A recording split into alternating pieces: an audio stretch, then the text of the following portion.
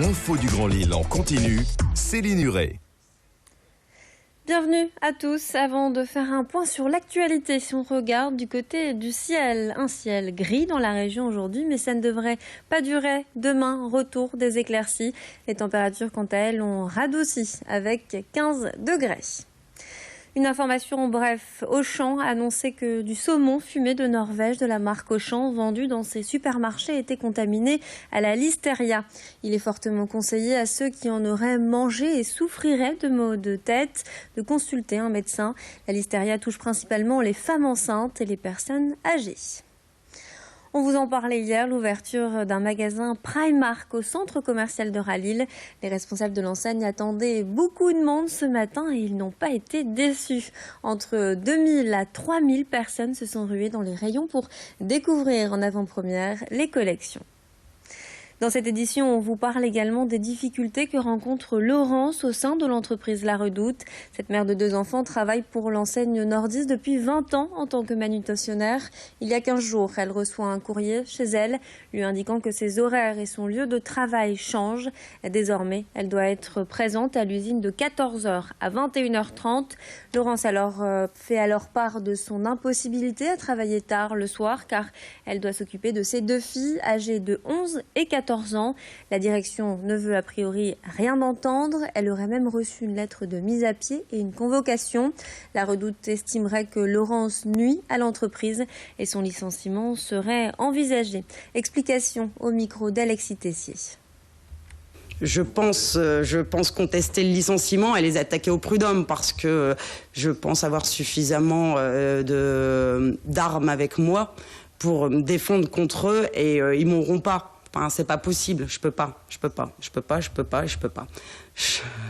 vois pas de solution. Après le licenciement, on verra parce que je présume que c'est ce qui me pend au nez, quoi. Le licenciement, c'est ce qu'ils veulent et je pense qu'ils veulent en faire un point d'honneur et ils vont me prendre comme exemple pour faire taire la base, on va dire, la base salariale à La Redoute, voilà. Et la direction n'a pas souhaité s'exprimer. Elle précise simplement qu'un accord avec les syndicats a été passé pour fixer les horaires et les modalités de travail. Et si les citoyens faisaient la police dans leur ville, c'est le cas à Bousbecq avec le dispositif Citoyens Vigilants. Une dizaine d'habitants volontaires sont chargés d'apporter leur aide à la police. Leur mission, alerter en cas de situation louche ou dérangeante. À Bousbecq, la délinquance n'est pas élevée, mais les incidents ne sont pas rares. En moyenne, 3 à 4 cambriolages sont commis sur un mois. Idil Gunaï a rencontré le maire de la commune. On écoute ses explications. Le citoyen vigilant est un informateur. Ce n'est pas un cow-boy ni un gendarme. C'est quelqu'un qui va pouvoir apporter une information complémentaire lorsqu'il y a eu un cambriolage ou un événement sur la commune. Donc, chacun peut être citoyen vigilant sans forcément le savoir. Lorsqu'il se passe quelque chose en bas de chez soi, appeler le 17 et apporter une information, c'est toujours possible. Il ne faut pas se dire seuls les citoyens vigilants peuvent le faire. Non, on doit le faire tous les jours. C'est peut-être aussi mettre en forme ce système de citoyens vigilants, rappeler aux habitants de Bousbecq, mais aussi de toutes les communes, que tout le monde peut avoir un regard sur ce qui se passe dans sa ville, de façon à ce qu'elle puisse être la plus sûre possible. Les pensionnaires de la maison de retraite Les Orchidées à Lannoy enfileront bientôt leur tenue de cycliste. Une nouveauté leur permet de remonter sur un vélo sans crainte. Il s'agit d'un vélo pour les fauteuils roulants. Le principe, les personnes sont installées à l'avant sur leur fauteuil pendant qu'un animateur pédale. Le moyen de faire une belle balade et au passage peut-être quelques petites courses. Pour le moment, seuls les encadrants peuvent les utiliser, mais à terme, les familles pourraient en profiter également. Vincent Vieillard s'est rendu à Lannoy et a fait une petite balade, comme vous pouvez le voir sur ces images. Il a été à la rencontre d'une psychomotricienne. Les aspects plus thérapeutiques pour le vélo, c'est travailler différents sens. Donc d'abord le sens proprioceptif par rapport au changement de rythme corporel, apprécier la vitesse. Il faut aussi savoir que ça peut travailler la stimulation de la vision.